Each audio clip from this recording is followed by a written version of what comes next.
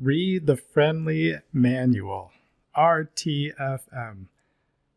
Sometimes the F in RTFM does not stand for friendly. It's something a little bit more obscene, but it's something that the Linux experts will throw out, like when people ask questions, like the answer's in the manual. So understanding how to read manuals is a skill, especially if we're new to computer systems or new to Linux. Making sense of the manual can take a little bit of work, but there's no better place if you want to go to see exactly how a program developer explained the way that they wrote a program and how it's supposed to be used than the manual. It's great to go to Google, go to the forums, go to Stack Overflow or Server Fault or other websites to ask for the one-off question. Lots of times those people are just looking up the information in the manual or telling you to go look up in the manual how to use something. So it's a good place to go to learn. So we'll take a look at the manual here in this lesson. So the manual can be found for most software on your Linux computer by running man, short for manual, nothing to do with man versus woman, and then the command that we want to look up. So for example, we could say man space ls. This will open up the manual for the list program. So, and I'm zoomed in so far, it looks a little bit weird, but that's all right. My line breaks are kind of funny just because of the way I have my sizing. Maybe I'll squeeze this down a little bit just to give myself a little bit more space with the actual terminal. That didn't really help all that much, but hey, it's all right. So here we are. We see that we've got ls. That's the command that we're running. Print C style escapes for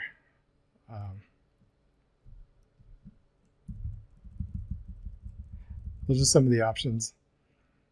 Gosh, I think I need to fix my zoom. Pause real quick. Okay, I resized some things because, yeah, I was seeing some stuff was getting cut off. All right, so here we are, list. What does it do? It lists directory contents. All right, straightforward. Then we see all the different ways that we can use this, different options that we can supply. Like if we want to list entries by column, we could change colors, do all sorts of stuff. One thing to note, to navigate through here, you can use the up and down arrow keys. So this will bring us through different lines in this manual. So we can use up and down. It'll redraw your whole screen, your whole command line interface. So this manual program basically took over our whole command line interface.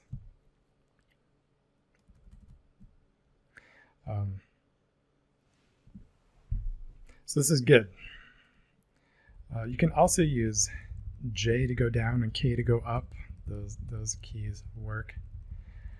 Really helpful, a tool for searching in the manual. Like let's say we want to know how to sort something. You can hit the / character and just type your search word like SORT and hit enter.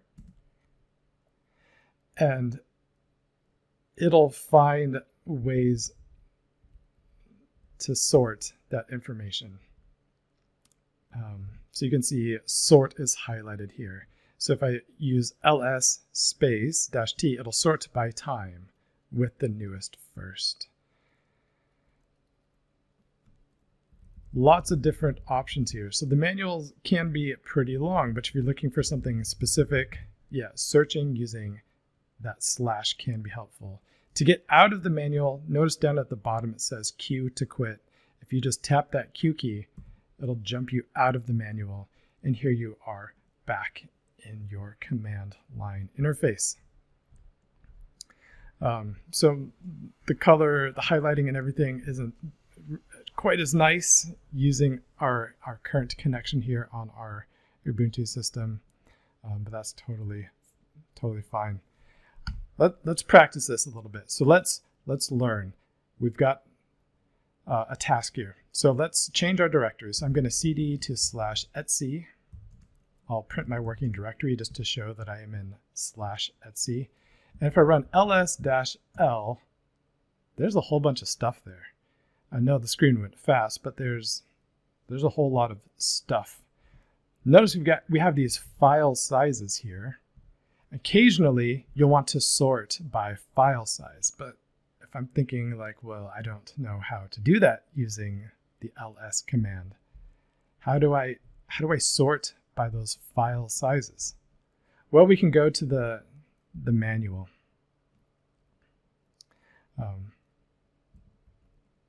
So if I run man space ls, we can search for sorting.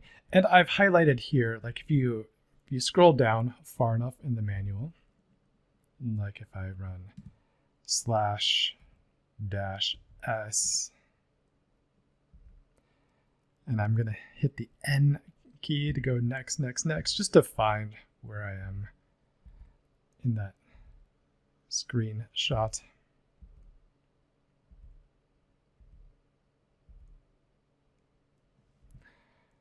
There we are. It looks slightly different just because of the screen resolution and colors and everything, but it's all good.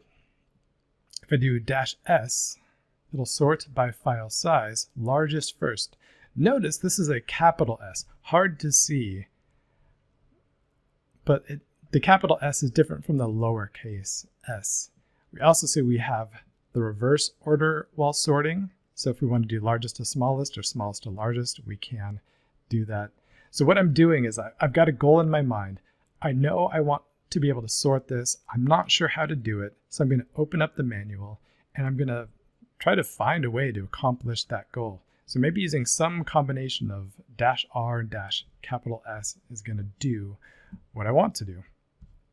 Okay, so even if I didn't know that before, if I can read the manual, I can figure out how to do it. Figuring out how to do stuff is, like in my job in industry, just figuring stuff out was like 95% of my job. So I had to know how to read this stuff because I didn't know how to do everything just coming out of college, like absolutely not. But I did know how to read the friendly manual. So if I do ls, so we just ran ls-l. I'll just run it again just for fun. So fun. If I add s, so s was sorting by file size. So let me try that.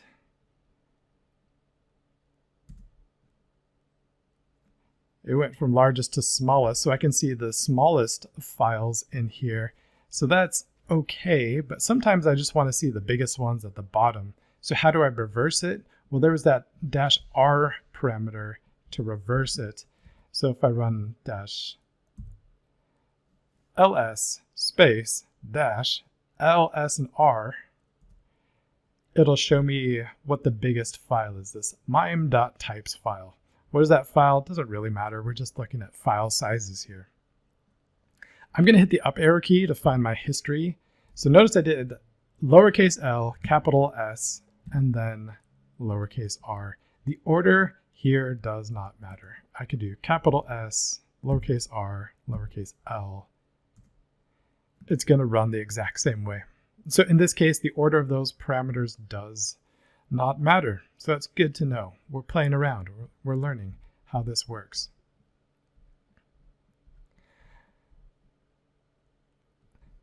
So as a challenge, see if you can find another useful way to use this ls command. So look at the manual and see what's available.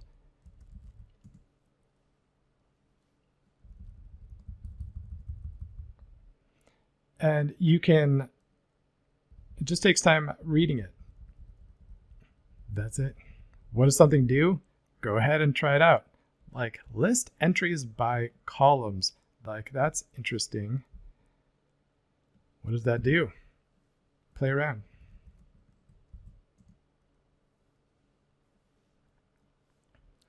Okay.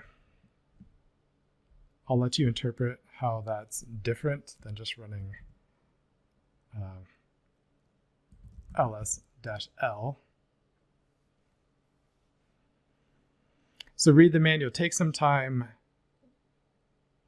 just wrapping your head around the technical language that the manual writers put into the manual, and it'll help out quite a bit. Another reason why the manual can be important is that a command on one system that might have the same name might work slightly differently on another system. There's an echo command, for example, which has some different default behavior on different systems. So you might have to look at the manual on your particular system to see how something works. You might go to Google and somebody might tell you, yeah, here's how you solve your problem. And you might try to come into your system, run that same command, and it does not solve your problem. It does not work the same way.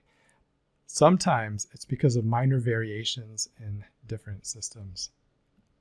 So learn to love the manual. One of the most important things, like there's no way in any college career you're going to memorize and just learn absolutely everything you need to know.